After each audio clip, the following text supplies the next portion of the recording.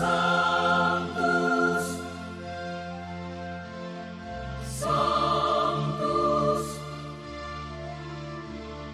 Sanctus Dominus Deus Sabaoth. Bapak, Ibu, dan saudara-saudariku yang terkasih dalam Tuhan kita Yesus Kristus, salam sejahtera untuk kita semua. Berkat Allah yang Maha Kuasa senantiasa menyertai kita. Hari Senin tanggal 5 Februari tahun 2024 adalah peringatan wajib Santa Agatha, perawan martir. Santa Agatha lahir di Catania, Pulau Sisilia, pada pertengahan abad ketiga. Menurut tradisi lama, Agatha adalah seorang putri bangsawan yang berkuasa di Palermo atau Catania, Sisilia. Ia menjadi martir pada masa pemerintahan Kaisar Decius pada sekitar tahun 249 sampai 251 karena menolak lamaran Quintianus, seorang pegawai tinggi kerajaan Romawi. Ia berteguh pada pendiriannya untuk tetap hidup suci di hadapan Tuhan. Akibatnya ia ditangkap dan dipenjarakan untuk dicemari kesuciannya.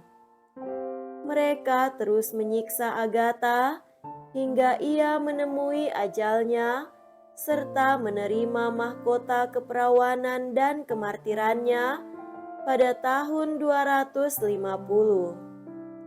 Santa Agatha dipercaya punya kekuatan untuk mencegah dan mengendalikan letusan gunung api Etna di Sisilia, sehingga dia dihormati dan dimuliakan sebagai pelindung manusia dari ancaman api.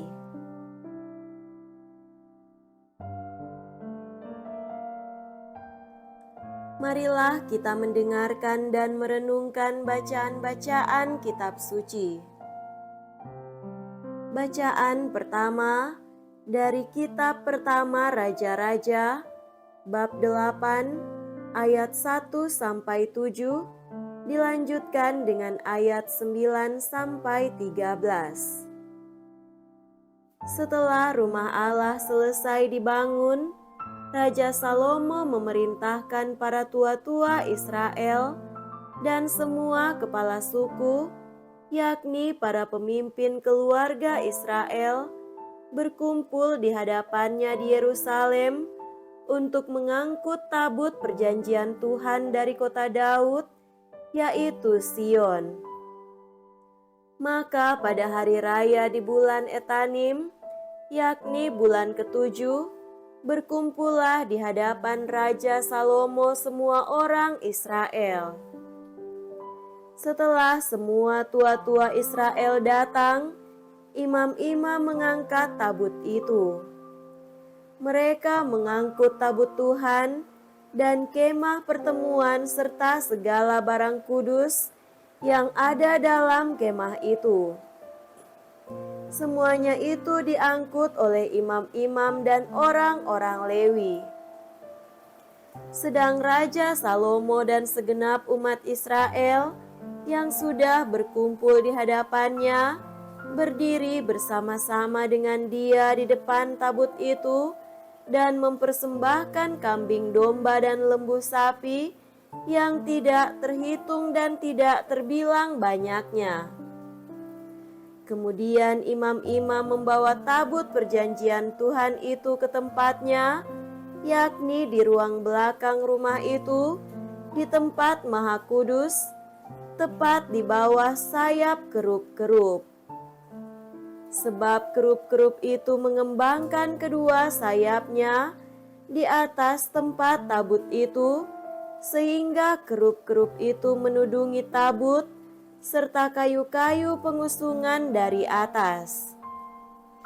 Dalam tabut itu Tidak ada apa-apa selain dari kedua loh batu yang diletakkan Musa ke dalamnya di Gunung Horeb, yakni loh-loh batu bertuliskan perjanjian yang diadakan Tuhan dengan orang Israel pada waktu perjalanan mereka keluar dari tanah Mesir. Ketika imam-imam keluar dari tempat kudus, turunlah awan memenuhi rumah Tuhan, sehingga oleh karena awan itu, imam-imam tidak tahan berdiri untuk menyelenggarakan kebaktian, sebab kemuliaan Tuhan memenuhi rumah itu. Pada waktu itu berkatalah Salomo, Tuhan telah menetapkan matahari di langit, tetapi ia memutuskan untuk diam dalam kekelaman. Sekarang aku telah mendirikan rumah kediaman bagimu, tempat engkau menetap selama-lamanya. Demikianlah sabda Tuhan. Syukur kepada Allah.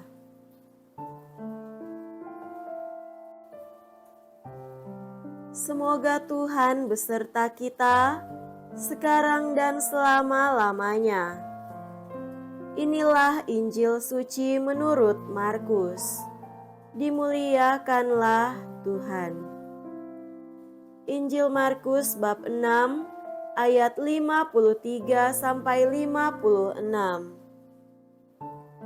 Pada suatu hari, Yesus dan murid-muridnya mendarat di Genesaret dan berlabuh di situ. Ketika mereka keluar dari perahu, orang segera mengenal Yesus. Maka berlari-larilah mereka ke seluruh daerah itu dan mulai mengusung orang-orang sakit di atas tilamnya kepada Yesus, di mana saja kabarnya ia berada. Kemanapun Yesus pergi, ke desa-desa, ke kota-kota atau ke kampung-kampung, orang meletakkan orang-orang sakit di pasar dan memohon kepadanya supaya mereka diperkenankan hanya menjamah jumbai jubahnya saja. Dan semua orang yang menjamahnya menjadi sembuh. Demikianlah sabda Tuhan. Terpujilah Kristus.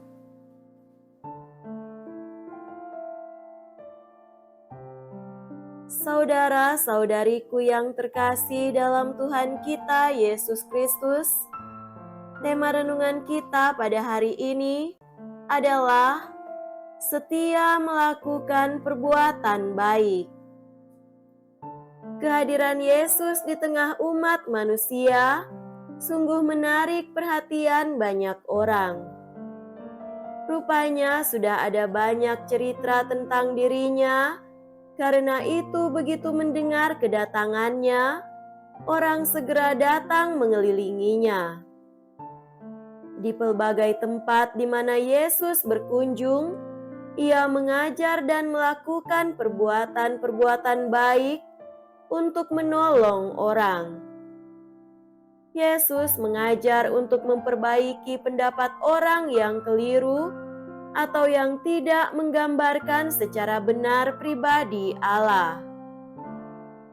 Allah itu penuh belas kasih dan yang suka menolong orang. Dia bukanlah Allah yang suka menghukum, menyudutkan atau memisahkan orang.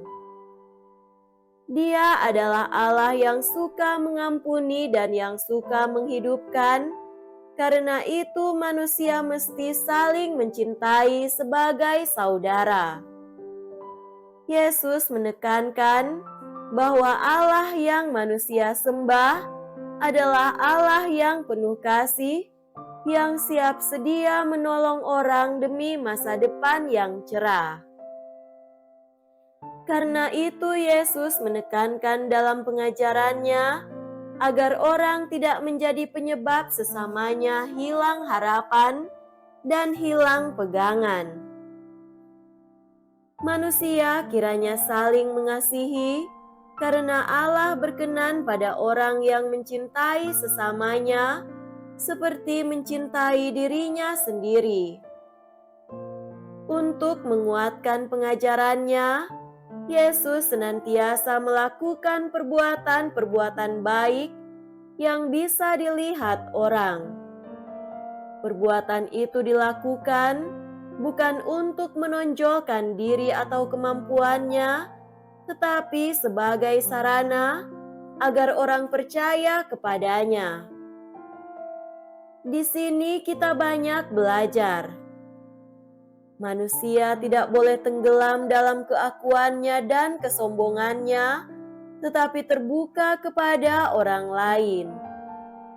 Segala perbuatan baik tak perlu diceritakan kepada orang lain karena Bapa di surga sudah mengetahui apa yang kita lakukan. Lihat saja sikap nyata Yesus. Markus menceritakan ketika mereka keluar dari perahu, orang segera mengenal Yesus. Maka berlari-larilah mereka ke seluruh daerah itu dan mulai mengusung orang sakit ditilamnya kepada Yesus. Kemanapun ia pergi, orang memohon kepadanya supaya diperkenankan hanya menjamah jubahnya saja. Dan semua orang yang menjamahnya menjadi sembuh. Pada zaman sekarang, Yesus juga bisa mengabulkan permintaan kita asal percaya kepadanya. Percaya itu berarti setia kepadanya, tetapi juga selalu di mana saja kita berada, selalu setia juga berbuat baik kepada orang lain. Semoga demikian.